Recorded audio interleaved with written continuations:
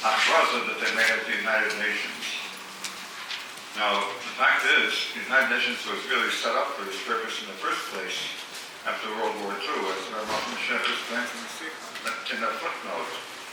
That it goes through all the developments of the United Nations, how it started, how it got going, and connects it with the things that were going on in Lubavitch at the same time. The Friedrich Rebbe coming to America, the Mashiach taking over the Nesios, and Tavshin Yudalef, and so on.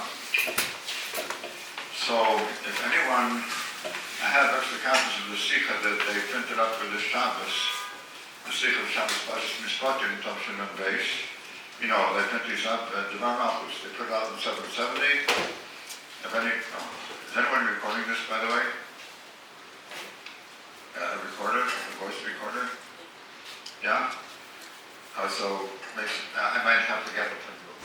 I usually record the shiurim, but I forgot my recorder. So if you're recording it, what's your name? What's your name? Huh? Green? Reinitz. Have a Reinitz son? Yeah? So I'm your neighbor. Oh, okay, good. Anyway, I'm just saying, I have copies if anyone, I have extra copies. If anyone wants a copy of the Sikha, you know, just in this compass, let me know. Anyone? Okay. I have a few of them. So if you want, just let me know.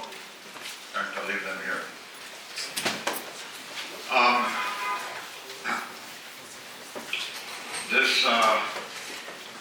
Well, first of all, before we start Shiur, we should do the Hachraza. Kabbalah Samaltus. Yechi Adonenu ורבינו ורבינו לעולם. Yechi Adonenu ורבינו ורבינו המשיח לעולם. Yechi Adonenu ורבינו ורבינו המשיח לעולם.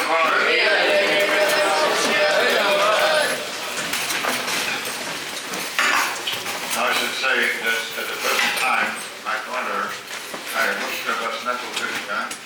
is in the hospital. She's been there over a week. And we're dedicating the Shiur to her refuah shlema. She's been sick for a number of months, actually, and needs a special bracha and special refuah. So here's this Chayamushka Bas Netel Tikya, the refuah shlema. Take it from Yad. Okay, with that introduction, let me start talking about the Shiur itself. Okay.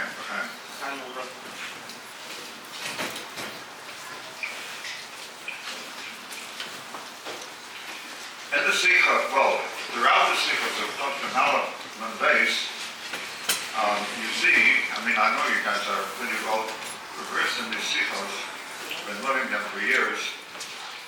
You see that many times the Rebbe Mashiach is talking about Yemos HaMashiach, and it's Yameinu Eli Yemos HaMashiach Shebehem Nimtzayim Achshav, and that we're already in Yemos HaMashiach, and all we have to do is open our eyes.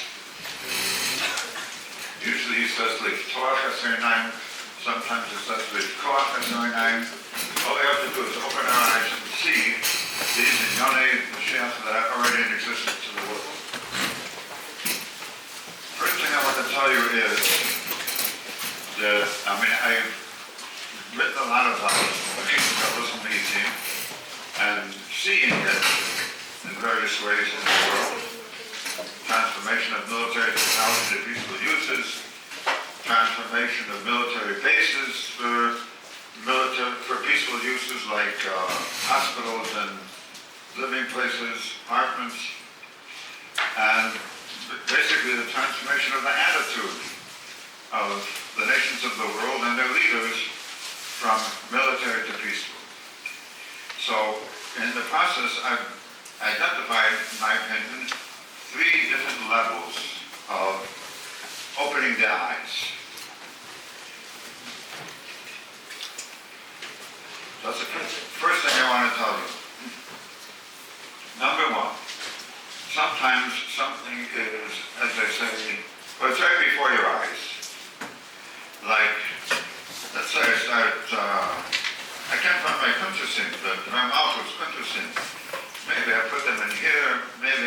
and with my coat over there, maybe whatever. And then all of a sudden I realize, or somebody tells me, they're right before your eyes. It's right over there on the table. Could be anything like that. Every day, or not every day, but once in a while, I'm sure it happens to every one of us, that we're looking for something, and we're just looking in the wrong places. We're not looking in the right place, so we don't see it. But the fact is, it's right in front of us, right there on the table in front of us. And we don't need any special, deeper vision or awareness to see it. We just have to look in the right place. That's the first level of Shiur Inyonei. There's even an expression in English to describe this situation. They say that something is hidden in plain view. In other words, it's hidden in the sense that we don't see it right away, at least. But it's in plain view. All you gotta do is look in the right place. So I'll tell you a story. It's not a real story. It's like a joke. There was once a town, a frum community, and of course, these are frum Yidden. Now, what are they reading? What kind of newspapers and magazines are they reading? Well, they're reading Mashiach, they're reading the Jewish press maybe, they're reading the Shane newsletter, stuff like that. Get all the news. There was one guy in this town, a frum Yidden, who didn't read any of these journals and newspapers. He only read the anti-Semitic newspapers. All right. Well, this kept going on and on and on, and finally the people said, this is something strange here. This is not right. Let's find out what this guy's up to. So one day they challenged him, and they said, look, Yankel, you're probably just like the rest of us. And we're all reading the Beis Mashiach, the Jewish press, the Allgemeine Journal, and you're reading the anti-Semitic newspapers from the anti-Semites. Well, what's going on here? What's this all about? So he says, I'll tell you. When I read the Jewish newspapers, I get depressed. It reports on all the problems going on in the Jewish communities, the problems going on in Jewish families, with divorces or with the youth, they're going off the derech, that's for shalom. It talks about all the problems in Eretz Yisrael.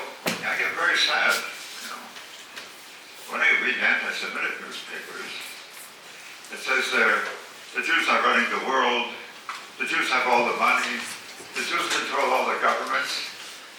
Hey, that's great, I get really happy. So why should I read these newspapers? I'll read those. Maybe it wasn't really that funny. But anyway, that's the story. So the point of the story is, well, for me anyway, is that we have to look in the right place. In fact, when I started writing my reports, was back in 1995, I think, is when I started writing about it. It's almost 20 years, huh?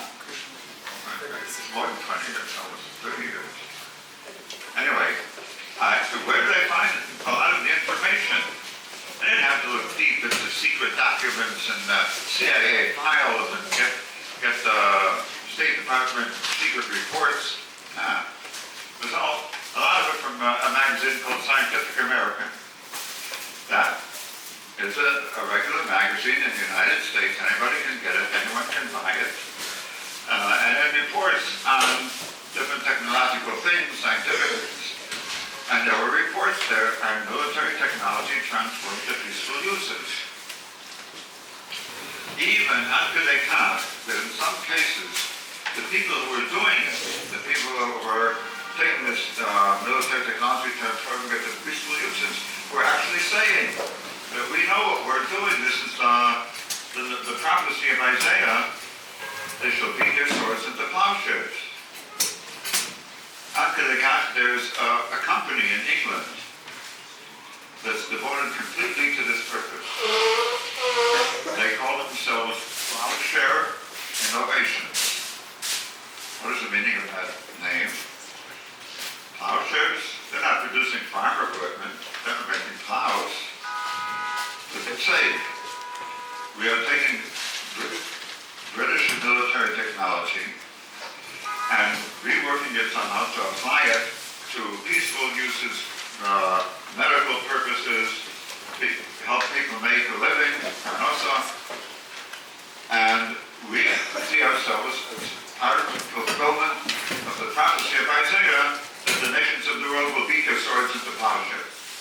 They say that explicitly. Plowshare innovations, you can check them on Google or any internet browser. So, in connection with that, I want to show you a picture. Where's projecting the picture somewhere? Right there. Can you all see this? Maybe turn off the light so it'll show at least some of the lights. Can you all see that? I'd like one or two people to tell me what they see. Anybody? Trees. Again? Mountains. Trees and mountains. Trees and mountains? Okay, so you seem like a forest. Yeah. Alright, forest with trees in it. Anyone see anything else? Or have another way to describe it? What? Alright. Where do you see soldiers? Do you see what? With what? Soldiers with grass on them. Well, okay, keep that on hold for a second. Anybody see anything else? Well, you don't see soldiers, right? Okay, just go away with that for a second. Now, let me one more person. What do you see? There must be 50 people here, or I don't get 3 people to tell me what they see right in front of their eyes, hiding in plain view. What more is it? Yeah. City houses and Do you see city houses? city houses Where? in the back. In the back. Okay. That sounds like kind of house you'd like to live in, Doris. All right, let me tell you. This is a famous picture.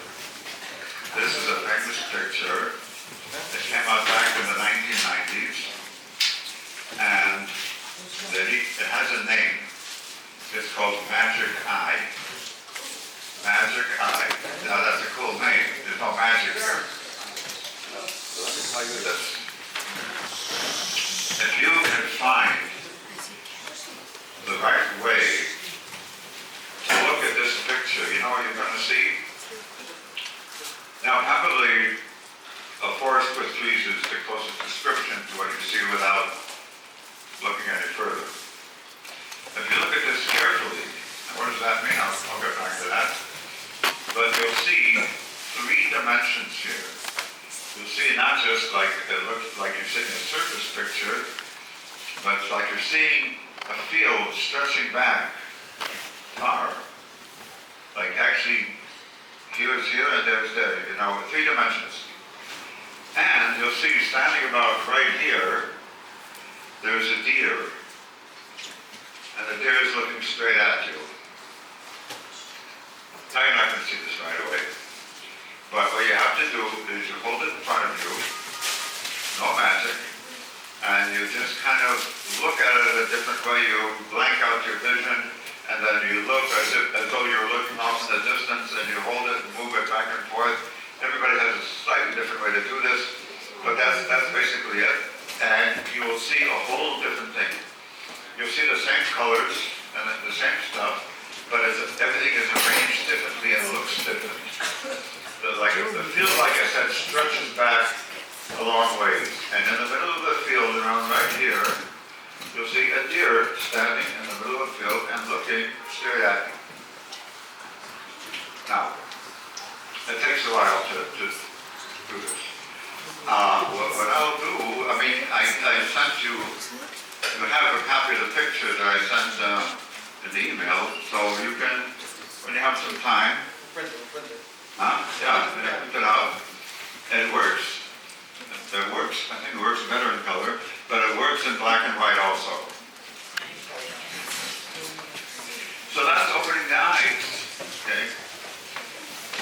seeing things that are already there, but you never noticed them, you never paid attention to them.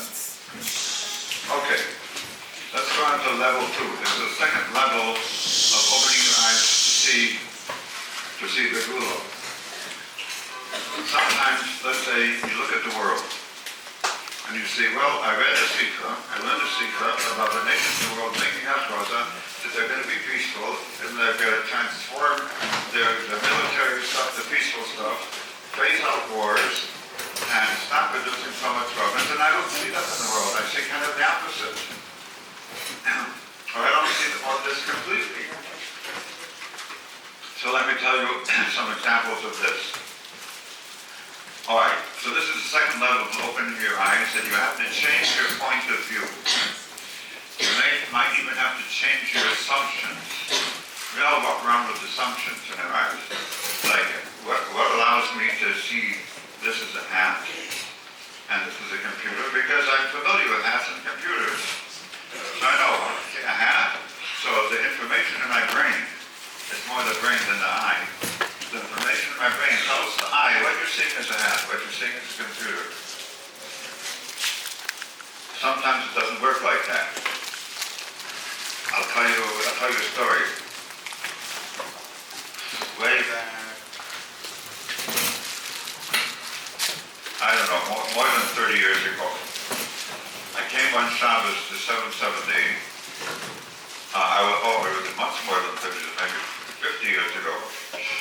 Well, I'm not as old as Joe Biden, so take these. I was in yeshiva. In those days, I was going to a Litvish yeshiva in Manhattan called Yitzchak, or in English they call it Yeshiva University. It was a high school. But I got involved with people who came to 770 every Shabbos. Well, not every Shabbos, but once in a while, and I came with them.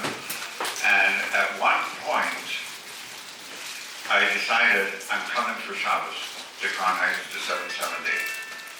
Now, David must have brought me here because I in my mind, I had no reason to pick out that Shabbos and come to 770 for that Shabbos. But it turned out that Shabbos was Shabbos Shuvah, Tavshin Vav, I think. In other words, it was actually the first yard site of Rebbe Simchana.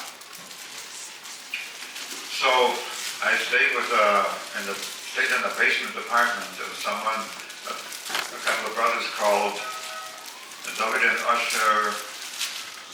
What was the last name? And he was in Paraguay next to that place that had a mikveh. David and Usher, forgot the last name. But they were both, one that was married, but the wife had passed away, the other one was never married. Anyway, that was a place that people, you wanted to stay in contact, there was always room there. It was, well, not luxurious, but they always found a way to fit you in and they found a better way. So I stayed there. I came to 770 Shabbos early in the morning. Now, Shabbos is 10 o'clock, right? I must have come like 9 o'clock or something like that. Why? Because I knew it was going to be very crowded, because it was Simchana's first yard site, and I wanted to make sure I had a place. So I come into 770 around 9 o'clock, 9:15, and I see the place is empty. And you know, this is before 770, this is before you guys were born, so you don't think 770 looked like then, but it was less, maybe half the size or less than half the size of what it is now. And in the center, there was the bima of Kriyasator. This is where the Hamshiach was davened for Rebbe Simchana's yard site. Okay? So I looked at it, I saw it, I glanced at it, and I said, and it just looked empty. I didn't see anybody. So a few guys sitting down at tables, and then I said to myself, wait a minute, something not right by what I saw. So I looked again at that bima, and it was not empty. There were maybe 20 guys standing around the bima, packed tight, as close to the bima as they could get. So these were Bachrim that were getting there early, they wanted to get a place, as close as possible to the Hamshiach was going to daven on the bima, and they were just squeezing themselves in around the bima. I did not see it. It did not register in my brain, because I never saw such a thing before in my life. And imagine that. You have 770 is wide and empty. And in that small place on the bima, you have a group of guys packed in. So it did not register in my brain, and my eyes did not see it. The eyes are nothing. The eyes are just like a scope, right? The brain tells the eye what to see. The brain tells the eye what it is seeing. Okay. So back in the 1990s, a few years after the Professor Silman, there's a bunch of scholars who got together from different countries, United States, Canada, some European countries, and these guys had no horse in the race. They had no religious connection. They weren't looking for any result. They wanted to figure out, is the world a safe place to live? Yes or no? They didn't care one way or the other. They just wanted to know the truth and to write a report on it. Now, in 1995, I think they started studying it for a year, and not by reading their own newspapers, not by reading the New York Times and saying there's a war in Africa now, there's a war in Eastern Europe, there's crime, there's conflict all over the place. Not by doing that. They were going to carefully collect all the information about everything going on in the world since like World War II and onwards, and do a statistical analysis of it.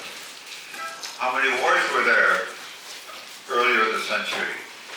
How many people died in the wars? How long did the wars last? What kind of weapons were used? Stuff like that. Well, so finally they issued their report. It's called Human Security Report. Human Security Report. In other words, how secure is the world for human beings to live? And they say at the beginning of the report that when they first sat down to study what's going on in the world, they thought they were going to come up with a very bleak picture, a very dismal picture, that it was going to look very bad because all the bad things you're reading about in the newspapers. But they said, they started doing the numbers. How many wars?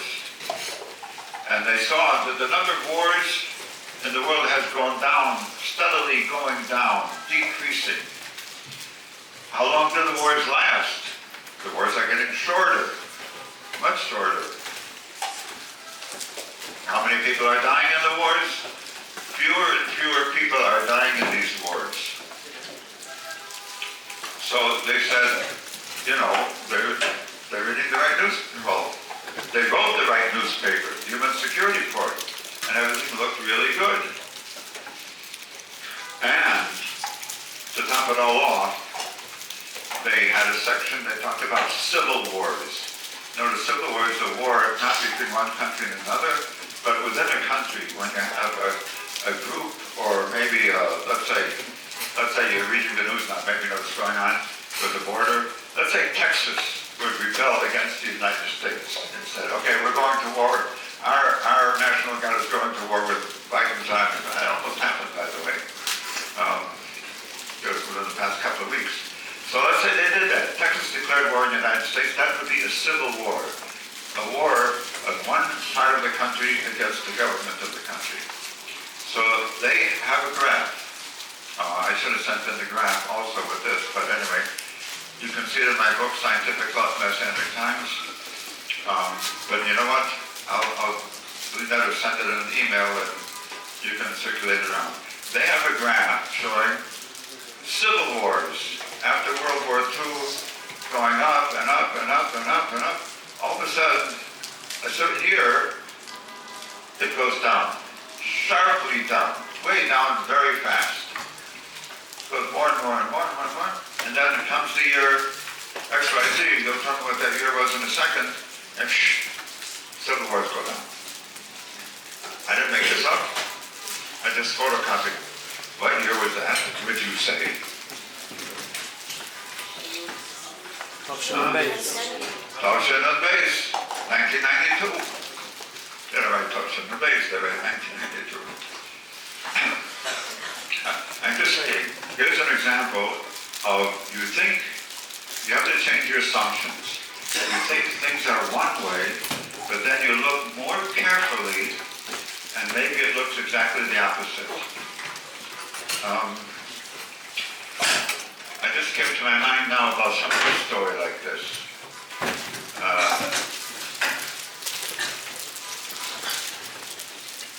It goes something like this. I really tell them I make mistakes, but it just came into my mind, so I told you. There's a guy, a Yid, who had problems with the poets of his area. You know, landlord-tenant problems, and poets was, he owed the poets money, and so on and so on. So he didn't know what to do. He was a poor guy. So his wife told him, this guy was not a pussy, his wife told him, you know what, there's a holy man lives in this region. We call him the Baal Shem Tov. Why don't you go to the Baal Shem Tov and ask him for a bracha, ask him for advice? So he went to the Baal Shem Tov and told him the story. The Baal Shem Tov gives him a piece of a sheepskin or something. I don't know how to describe it. Just with woolly stuff, woolly object, like a cloak. And he says, here, give this to the poets. So the guy walks out of the Baal Shem Tov and starts crying. He says, oh, babe, what am I going to do now? All this hope I had that the Baal Shem Tov would give me a bracha and help me, and all he does is give me a piece of old coat to give the poets. So he goes back to his wife and says, you wasted my time, you sent me in the wrong direction. Baal Shem Tov didn't give me a bracha, all he did was give me this cloak. So his wife said, you listen to me, you know, we gotta listen to our wives, right? You listen to me. Baal Shem Tov didn't give you this for nothing. You take this cloak and go to the poets with it and give it to him. So he goes to the poets and he starts pleading with the poets, please, I have no money to give you, I can't pay you, I'm sorry, what can I do? But here, take this cloak as a present. So the poets take the cloak and initially he's upset. He says, so you give me, you owe me thousands of dollars and you give me this used coat? Then he starts looking at it. And looking at it, he says, just a minute. And he walks out of the room and goes into a private room. And he looks at it, and he looks at it, and he looks at it. And you know, looks deeper into it. Finally he comes back and he says to the Yid, he says, you're forgiven of your entire debt, and just make sure you pay me from now on, if you can. So, the Yid says to the poets, what happened? What do you see? He shows them, says, if you look carefully, you can see that woven into this cloak is my whole lineage. My father, my grandfather, my mother, her father, and so on, for generations going back. Where did you get such an amazing, wonderful cloak from, and whoever gave it to you, how did they know about my family background and so on? So, you see, this Baal Shem Tov gave him something that was worth to the poets more than money. And the poets forgave his debt and told him how he's felt. Point is, you gotta change the point of view. Not just look at the chitzonius of something, you gotta look deeper inside. Now, there's one more thing. It doesn't end there. Because I remember one secret where the Rebbe says like this. He says that we have to open our eyes and see this and this, whatever it was. But then he goes on to say, and if we cannot see it even then Hashem will open the eyes of the Yid. Now, this is something that many people would even say that that's the way the world is now. But it looks like the world is going in the wrong direction. It's getting more and more militaristic, more and more violent, more and more wars. Ukraine and Russia, Iran with the United States starting up. Turks is still in the Arabs, Lavdil. But where's the Chizuk Where's the Sikha? Where's the Taushas happening? Where's the Tzimtzum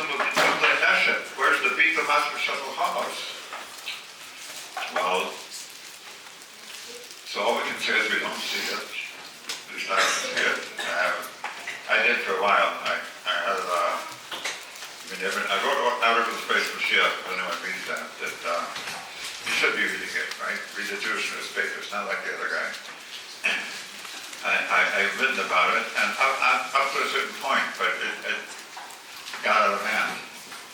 And so, just remember, we have to remember that where our vision leaves off, because after all, we are about a seichel. We just have seichel, which is limited, human seichel, which is limited, and physical eyes, which are good, but they're also limited. Right? We can't expect to know everything. This guy goes to the rebbe Mashiach and said he doesn't understand this, about Hashem doesn't understand that, about the Torah. The rebbe Mashiach says to him, listen, says the Torah is bli gvul. The Eibishter is infinite. It's a pella that we can understand anything about the Eibishter. So, there are situations where we have to open our eyes, and then we can see, like, the way things look from Hashem's point of view. There's a pasuk in Tehillim, the Tehillim paraphrase. It says, Yoshev b'shamayim yischok Hashem yilad lamo. Right? Sometimes we see something down here. It starts out saying, the parak starts out, Lambarot Shugor Shugum Yaguri. Why are they going talking for nothing? And Rabbi Moshe quoted this in Gracious Touch in Onala when he was talking about that all of a sudden the Arab nations are clamoring against Eretz Yisrael that they want different parts of Eretz Yisrael given to them. Different stuff. We want this, we want that. So Rabbi Moshe said, why is this happening now in the world? He says this is the derech of when there's a new Kedusha in the world, there's a new U'Moshiach. So, we just had a new Kedusha come into the world. We got the Gizman Golaskan. We have the Geulah coming into the world. So the U'Moshiach is that mid of all the Arabs are clamoring, they're demanding different parts of Eretz Yisrael. But, the Rebbe Mashiach continues, the truth is, this is all nothing. As it says in the pasuk, Yoshev b'shamayim yischok. The one who lives in heaven, he laughs. He will laugh at them. Parents are starting a trouble, but they're not going to get anything. They're not going to get anything from them. They're not going to get anywhere. So Hashem is laughing at them. How can it shine it for? Hashem yilag lamo. Hashem laughs and he makes fun of them. So that is a point of view which, we cannot do unless Hashem opens up our eyes to see that. We can see that the way He does. But if Hashem opens our eyes, then we can also see that. But in the meantime, we have to have this bitachon. I'll tell you another dimension of this. There's a famous letter, it's printed in English Kodesh. A famous letter that the Rebbe Mashiach wrote back in the early years, 1950-something. Back in the top 10 years. And the letter is written to the President of Israel at the time, whose name was Yitzchak Ben Tzvi. So I think the second president of Israel after the Trump state.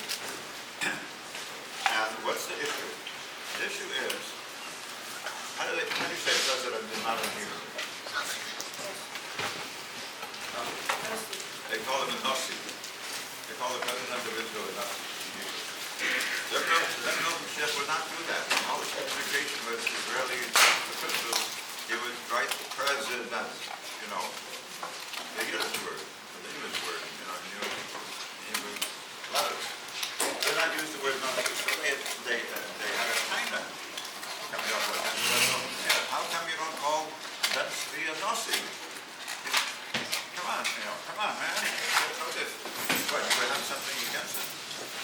Anyway, so this letter was written to Yitzchak Ben Tzvi, explaining his position that Nasi means something else to us.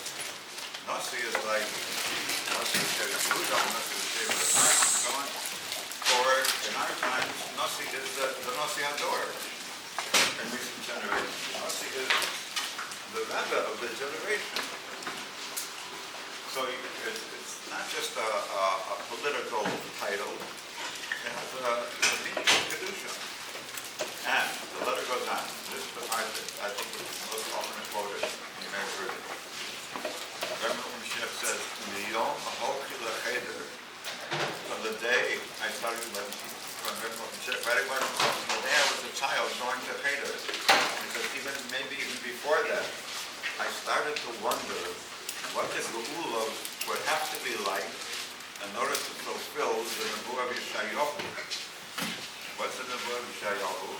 He says at the beginning of Perek Yud Beis, after describing Moshe Mashiach and Melech HaMashiach and the Gor Ze'ev in Keves, he also supposed to make as a Yishai, all that is Perek Yud Aleph in Yeshaya. Then it continues a little bit in the Perek Yud Beis, and Yeshaya says, V'amarta b'yamahu, says to the Yidden, you will say on that day, from the Geulah, you will say, O L'cha Hashem ki onachta bi. V'amarta b'yamahu, O L'cha Hashem ki onachta bi. You will say to Hashem, thank you for being angry at me. Thank you for the Geulah. Can you imagine that? We have the Geulah, all of it. And we are address Hashem and saying, oh, thank you for the Geulah. Thank you for the Churban training. Thank you for the Crusades. Thank you for the Inquisition. Thank you for the pogroms. Thank you for the Holocaust. What is it, that Geulah that we just have to be in order that we can say to Hashem, thank you for all those things, and really mean it. Sincerely, honestly. It's obviously not the answer. That's what Rebbe Mashiach wrote here. From the day I started going to cheder, I started wondering about this. What would the Geulah have to be in order for the Yidden to be able to honestly say to Hashem, O Hashem ki onachta bi? Now, what is that? That is Hashem, taking Hashem's point of view, and Hashem will open our eyes to see what this Geulah was. Hashem will open our, Hashem yiftach es einei b'nei Yisrael. Even as we said here, and we talked about it, we cannot imagine what the Geulah could possibly be like to say to, think about it. What would we probably say now if we had the Geulah Shlema? We'd say something like, phew, the Geulah is all over, I'm glad it's over. And now I can relax and smoke my pipe, drink my coffee.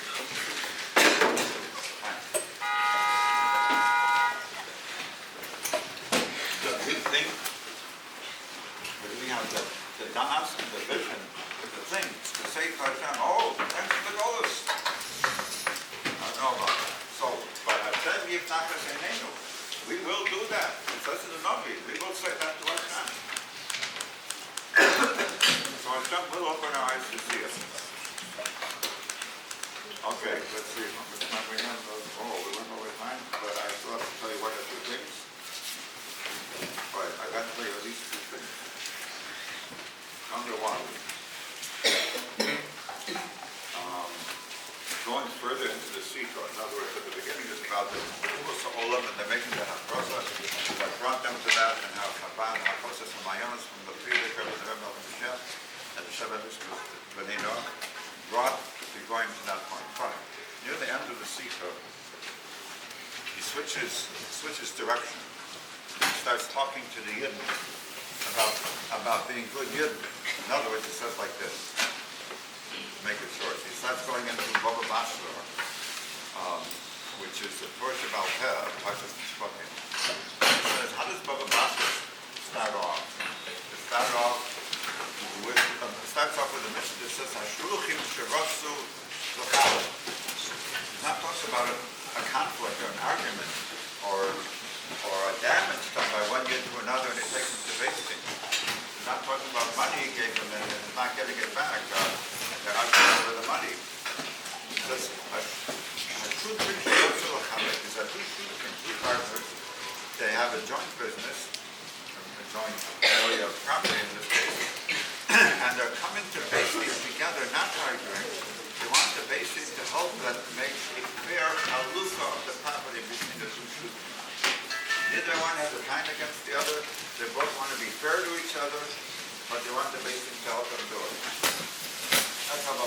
ourselves. Rebbe Mashiach says that's how we have to be.